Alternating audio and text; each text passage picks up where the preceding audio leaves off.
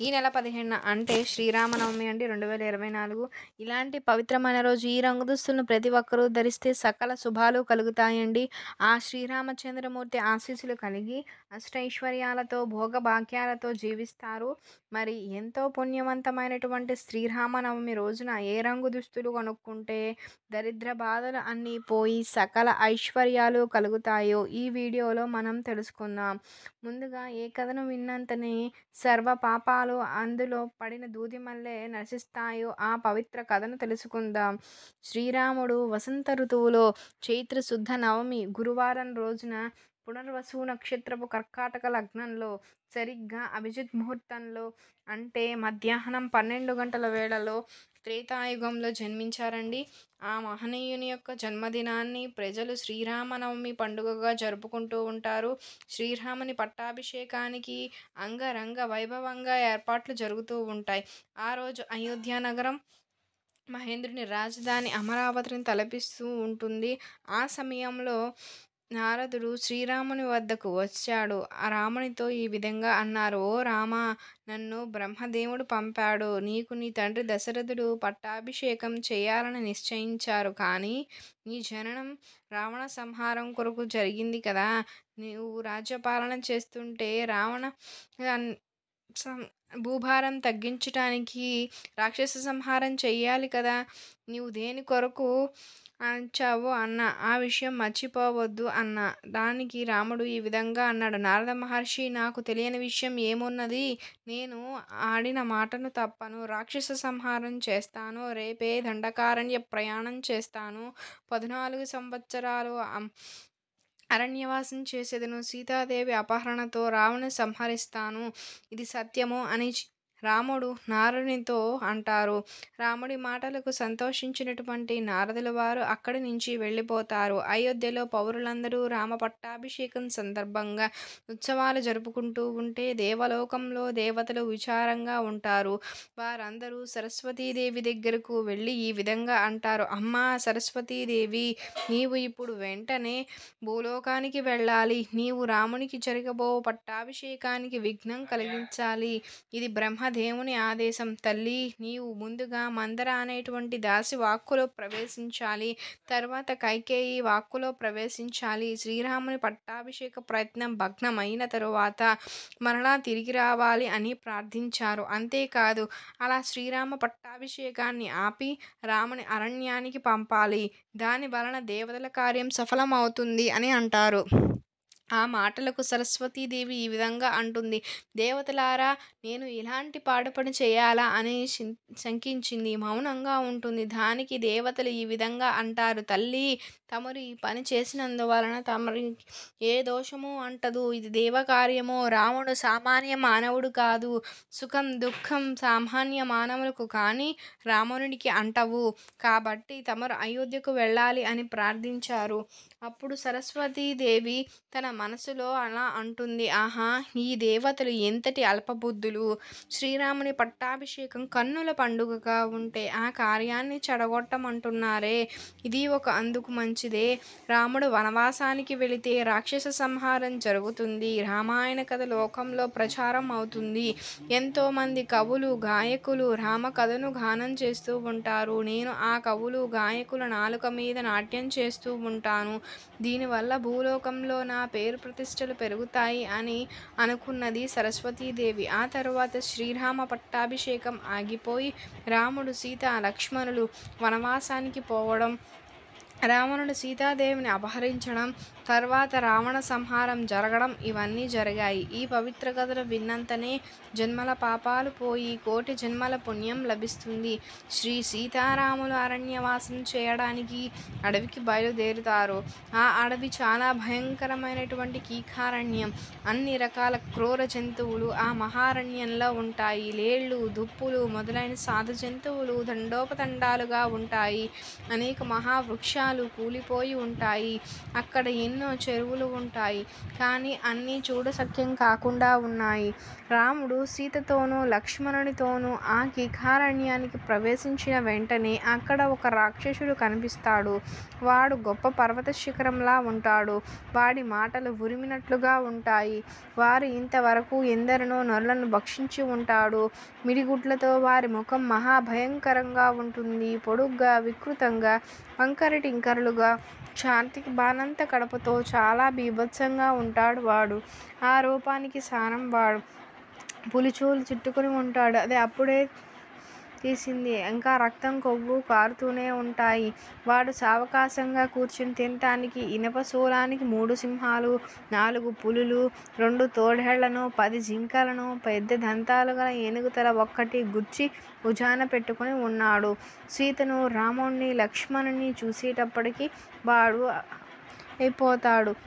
వెంటనే ఆకాశం చిల్లులు పడేలా అరుస్తూ భూమికి వణికిపోయేట్లుగా అడుగులు వేసుకుని వచ్చి దవీమని సీతను కొట్టుకుని చంకన పెట్టుకొని విల్లంబులు, ఖడ్గాలు ధరించి భార్యతో వచ్చారు. మీరు ఎవరురా? ఇది నా నివాసం. ఆయువు మూడి మీరిక్కడికొచ్చారు. మునివేషాలు వేసుకుని వచ్చారు. కానీ మిమ్ము నేను సహించను. నా పేరు విరాధుడు. నేను మనుష్యులను చంపి భక్షిస్తూ ఈ వనంలో స్వేచ్ఛగా ఉంటున్నాను. ఈ పిల్ల చాలా చక్కగా ఉంటుంది కనుక నాకు పెళ్ళామై ఉంటుంది. మీ రక్తం మాత్రం నేను తాగేస్తాను అంటూ పరవళ్ళు తొక్కుతాడు. వాడిని చూసి వారి మాటలు విని వారు చేతిలో చిక్కి సీత గాలివానలో అరటి చెట్టులాగా వణికిపోతూ కొయ్య అయిపోయింది. ఆ దృశ్యం చూడగానే రామునికి నోరు ఎండిపోతుంది. కానీ ఎలాగో అతి కష్టం మీద మాట తెచ్చుకుని లక్ష్మణునితో ఈ విధంగా అంటారు. తమ్ముడా, జనక మహారాజు కూతురు నా భార్య అయినటువంటి సీతకు ఎలాంటి గతి పట్టిందో చూడు. వరం కోరినప్పుడు కైక ఏం భావించిందో అది ఇప్పుడే మనకు సంభవించింది. కైక తన కొడుక్కి రాజ్యం కావాలని కోరుకుందా? నేను వనవాసం చేయాలి అనడంలో ఆమె ఉద్దేశం ఏంటో గ్రహించావా? అరణ్యంలో సీతకు ఎలాంటి ఆపత్తు రాకుండా తప్పదు అని, దాని మీద సర్వనాశనం అవుతానని, అలా అయితే తన కొడుకు రాజ్యం నిష్ణాగతం అవుతుందని ఆమె ఊహ. నిజంగా ఇప్పుడు కైక ఊహ నెరవేరింది. నాన్నగారిని విడిచి ఉండినందుకు నాకు రాజ్యం లేకుండా పోయినందుకు దుఃఖం లేదు. కానీ సీతను మరొకడు తాకడం నాకు ఎంతో దుఃఖంగా ఉంది. కళ్ళల్లో నీళ్లు పెట్టుకున్నాడు. అది చూసినటువంటి లక్ష్మణుడు ఎంతో కోపంతో కాలసర్పంలాగా రాజుకుంటూ ఈ విధంగా అంటాడు. అన్నా, నువ్వు సకల జగత్తుకు నాథుడవు, దేవేంద్రుడితో సమానుడవు. నీ సేవకుణ్ణి నేను ఉండగా నువ్వెందుకు దుఃఖిస్తున్నావు? నేను ఒక్క బాణంతో క్రూర రాక్షసుడైనటువంటి ఆ విరాధుడిని కూలగొడతాను. కైక తన కొడుక్కి రాజ్యం కావాలి అన్నప్పుడు నాకు భరతుడి మీద వచ్చినటువంటి కోపమంతా ఈ విరాధుడి మీద, ఇంద్రుడు పర్వతం మీద వజ్రాయుధం విడిచిపెట్టినట్లుగా విడిచిపెడతాను అని గర్జిస్తాడు. రాముడితో ఇలా అని లక్ష్మణుడు విరాధుడిని చూసి వికటంగా హాసం చేసి ఈ విధంగా అంటాడు. ఎవడురా నువ్వు అని అడుగుతాడు. అందుకు ఆ విరాధుడు ఈ విధంగా అంటాడు. నేను అడిగిందే మీరు అడుగుతున్నారు. మీరు ఎవ్వరు? ఎక్కడికి వెళ్తున్నారు అని అడుగుతాడు. దానికి రాముడు ఈ విధంగా అంటాడు. మేము ఇక్ష్వాక వంశీయులము, క్షత్రియులము, దశరథ మహారాజు కొడుకులము. మా నాన్నగారి ఆజ్ఞ చొప్పున మేము వనవాసం చేయడానికి వచ్చాము. మరి నువ్వెవరు? ఈ దండకారణ్యంలో ఎందుకున్నావు అని అడుగుతాడు. అది విని విరాధుడు రాముడితో ఎలా అంటాడు. రామా, విను. నా తండ్రి జయుడు, నా శతహల నా తల్లి రాక్షసుడు నన్ను విరాధుడు అంటారు. ఎలాంటి శస్త్రాలతోనూ ఎవ్వరు కూడా నన్ను నరికి చంపలేరు, చీల్చలేరు, చంపలేరు. ఘోర తపస్సు చేసి మెప్పించగా బ్రహ్మదేవుడు నాకు ఈ వరం అనుగ్రహించారు. మీరు ఈ సుందరిని, దీని మీద ఆశను విడిచి వెళ్ళిపోండి, పరిగెత్తిపోండి, లేకపోతే మాట దక్కదు. నిజానికి మీ ప్రాణాలతో నాకు ఏ పని లేదు అంటారు. ఆ మాటలు వినేసరికి రాముడు అగ్నిహోత్రుడైతాడు. ఓరి తుచ్చుడా, ఉత్తమ కుల స్త్రీ మీద ఆశ పెట్టుకొని నువ్వు చాలా నీచమైనటువంటి కోరిక కోరుకున్నావు. ఇది నీ మరణానికి కారణమవుతుంది. నా ఎదుట నువ్వు ప్రాణాలతో పోలేవు అని గర్జించి అతని వెంటనే ధనుస్సు ఎక్కుపెట్టి కరుకు బాణాలు తొడిగి లాగి విరాధుడిని కొడతాడు. ఈ విధంగా అతను 7 బాణాలు విడుస్తాడు. అవి గరుత్మంతునిలా వాయువేగంతో వెళ్ళి విరాధుణ్ణి నాటుకుంటాయి. నెమలి రెక్కల పుంకాలు గల ఆ బాణాలు 7 విరాధుని శరీరంలోనికి దూసుకుపోయి వారి రక్తంతో తడిచి అగ్నిజ్వాలల్లా నేల మీద పడతాయి. ఆ దెబ్బలు తిని వాడు మిక్కిలి కోపించి సీతను కిందకు దించి పూలం పుచ్చుకొని రాముని మీదకు లక్ష్మణుని మీదకు ఉరుకుతాడు.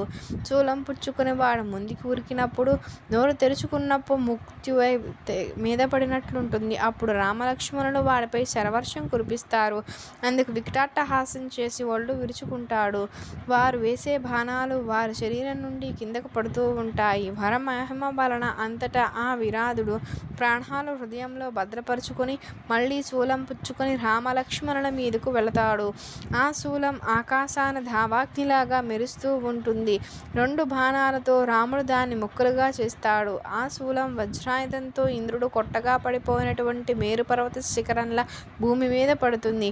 అప్పుడు విరాధుడు మీదికి పోగా నల్లతాచు వంటి ఖడ్గాలతో దెబ్బల మీద దెబ్బలు కొడుతూ ఉంటాడు. అందుకు విరాధుడు మిక్కిలి కోపించి పర్వతాల్లాగా చలించుకోకుండా నిలిచి ఉన్న రామలక్ష్మణులను చేతిలో విరికించుకుని బయలుదేరుతాడు. దానికి రాముడు లక్ష్మణునితో ఈ విధంగా అంటాడు: తమ్ముడా, వీడి దారిలో మనల్ని తీసుకుపోవడం మంచిదే. వీడు మనం వెళ్ళాల్సిన దారిలోనే బయలుదేరాడు అని లక్ష్మణునితో అంటాడు. అప్పుడు ఆ విరాజుడు ఆ ఇద్దరిని భుజాల మీద ఎక్కించుకొని పిడుగులు పడుతున్నట్లుగా అరణ్యంలోనికి బయలుదేరుతాడు. ఆ అడవి ఎంతో దట్టంగా ఉంటుంది. ఆ ఆకాశం అంటుతూ ఎన్నో చెట్లు అంటుతూ ఉన్నాయి. చిత్ర విచిత్రమైన పక్షులు కూడా అందులో లక్షలు కోట్లు ఉన్నాయి. నక్కలు కాలసర్పాలు అసంఖ్యాకంగా ఉన్నాయి. ఆ ఘోర అరణ్యంలో వారు నిరాటంకంగా నడుచుకోసాగాడు. నిరాధుడు రాముణ్ణి లక్ష్మణుణ్ణి ఎత్తుకుపోతూ ఉండడం చూసి సీతాదేవి ఈ విధంగా అంది: నా రాముడు సత్యవాది, శీలవంతుడు, రౌద్రకారుడు అయినటువంటి రాక్షసుడు లక్ష్మణునితో కూడా నా రాముణ్ణి తీసుకుపోతున్నాడు. నన్నిక తోడేళ్ళు పులులు చిరుతులు మింగేస్తాయి అనుకుని, ఓ రాక్షసుడా, నీకు దండాలు. రాముణ్ణి లక్ష్మణుని విడిచిపెట్టి నన్ను తీసుకుపో. సీత గెంతెత్తి ఏడుస్తుంది. అది విన్నటువంటి రామలక్ష్మణులు ఇక ఈ రాక్షసుని త్వరగా సంహరించాలి అనుకుంటారు. ఇక వెంటనే లక్ష్మణులు వారి ఎడమ చేతిని నరికేస్తారు. ఆ వెంటనే రాముడు కుడి చేతిని నరికేస్తారు. దాంతో విరాధుడు నీలిమేఘం వంటి పర్వత శిఖరం నేల కూలినట్లుగా బొబ్బలు పెడుతూ పడిపోతాడు. వెంటనే రామలక్ష్మణులు వారిని కాళ్ళతో తంతారు, పిడికిళ్లతో కుమ్ముతారు, మోకాళ్లతో పొడుస్తారు, బాణాలతో తూట్లు పొడుస్తారు, కత్తులతో నరుకుతారు. అయినా సరే వాడు చావడు. అది చూసిన రాముడు: తమ్ముడా, తపోమహిమ వలన ఏం చేసినా వీడు చావట్లేదు కనుక గొయ్య తీసి వీడిని పాతి పెడదాము అంటాడు. ఆ మాటలకు విరాధుడు ఈ విధంగా అంటాడు: రామా, నువ్వు మహేంద్రునితో సమానుడువు. నీ చేతిలో నేను చచ్చిపోయాను. అజ్ఞానం వల్ల మొదట నీ సంగతి నేను తెలుసుకోలేకపోయాను. కౌసల్య కడుపు చల్లగా నీవు మహానుభావుడవు. నీ సంగతే కాక లక్ష్మణుని సంగతి, నీ సంగతి కూడా నాకు ఇప్పుడు తెలిసింది. నేను తుంబురుడనే గ్రంథరుణ్ణి, కుబేరుని అధికార వర్గంలో ఒకడిని. అయితే రంభను విడిచి వెళ్ళలేక నేను నా విధుల అశ్రద్ధ చేశాను. అందుకు కోపించిన నా ప్రభువైన కుబేరుడు ఇలా రాక్షసుడిలా కమ్మని శపిస్తాడు. దశరథ మహారాజు కొడుకు అయినటువంటి రాముడు నిన్నెప్పుడు యుద్ధంలో సంహరిస్తాడో అప్పుడు నీకు శాపం తొలగిపోతుంది. మళ్ళీ నువ్వు స్వర్గానికి వస్తావు అని కుబేరుడు నాకు ఉపశాంతి కలిగిస్తాడు. అలాంటి నేను నీ అనుగ్రహం వలన ఘోర శాపాన్ని విడిచిపెట్టి ఇదే నేను స్వర్గానికి వెళ్ళిపోతాను. మీకు క్షేమం కలుగుగాక. ఇక్కడ 1.5 ఆమడ దూరాన ధర్మాత్ముడైనటువంటి శరభంగ మహర్షి ఉంటాడు. మీరు ఆ ఆశ్రమానికి త్వరగా వెళ్ళండి. అతడు మీకు సకల శ్రేయస్సులను కలిగిస్తాడు. గొయ్యి తీసి పీల్చిపెట్టడం రాక్షసులకు కులధర్మం కాబట్టి నన్ను గోతిలో పూడ్చిపెట్టి వెళ్ళు. ఆ విధంగా చేస్తే నాకు పుణ్యలోకాలు లభిస్తాయని చెప్తాడు. అది విని రాముడు ఏనుగును పూడ్చిపెట్టాలంటే ఎంత గొయ్యి కావాలో అంత గొయ్యి తమ్ము అని లక్ష్మణుడితో చెప్పి విరాధుణ్ణి కదలకోకుండా కంఠం తొక్కిపెట్టి ఉంచుతాడు. అప్పుడు గుణపం పుచ్చుకున్న లక్ష్మణుడు విరాధుని పక్కనే పెద్ద గొయ్యి తవ్వుతాడు. వెంటనే అన్నదమ్ములు ఇద్దరు విరాధుణ్ణి గోతిలోనికి తోసివేసి రాళ్లతో పూడ్చేస్తారు. గోతిలో పడతోసేటప్పుడు విరాధుడు అడవంతా దద్దరిల్లిపోయేలాగా పెద్ద కేకలు పెట్టి చివరకు స్వర్గానికి వెళ్ళిపోతాడు. ఇక లక్ష్మణుడు, సీత ఎంతో సంతోషిస్తారు. మళ్ళీ రాముడు లక్ష్మణుడు ధనుర్బాణాలు ధరించి సీతను ఇంట పెట్టుకొని ముందుకు వెళ్ళతాగుతారు. కాబట్టి ఈ పవిత్ర కథను చెప్పినా విన్నా జన్మల పాపాలు పోతాయి, అష్టైశ్వర్యాలు భోగభాగ్యాలు కలుగుతాయి. ఇక ఈ శ్రీరామనవమి రోజు ఈ రంగు బట్టలను ధరించినట్లయితే ప్రతి ఒక్కరూ ఆ ఇంటిలో సకల శుభాలు కలుగుతాయి, సంవత్సరం అంతా అన్ని విజయాలే కలుగుతాయి. ఈరోజు ఎవరైనా సరే పిల్లలు పెద్దలు పసుపు రంగు అంటే ఎల్లో కలర్లో ఉండేటువంటి దుస్తులు ధరిస్తే అంతా శుభం కలుగుతుంది, అష్టైశ్వర్యాలు భోగభాగ్యాలు కలుగుతాయి, పట్టిందల్లా బంగారం అయ్యేటట్లుగా ఆ శ్రీరామచంద్రమూర్తి జీవిస్తారు. బయట శ్రీరాముడు జన్మించినటువంటి ఈరోజు ఈ విధంగా పసుపు రంగు దుస్తులు ధరిస్తే ఎంతో శుభప్రదం. మీకు కనుక ఈ వీడియో నచ్చినట్లయితే లైక్ చేయండి, షేర్ చేయండి, సబ్స్క్రైబ్ చేయడం మర్చిపోకండి. మీరు కనుక కొత్తగా వచ్చేస్తున్నట్లయితే thank you for watching. Thank you so much.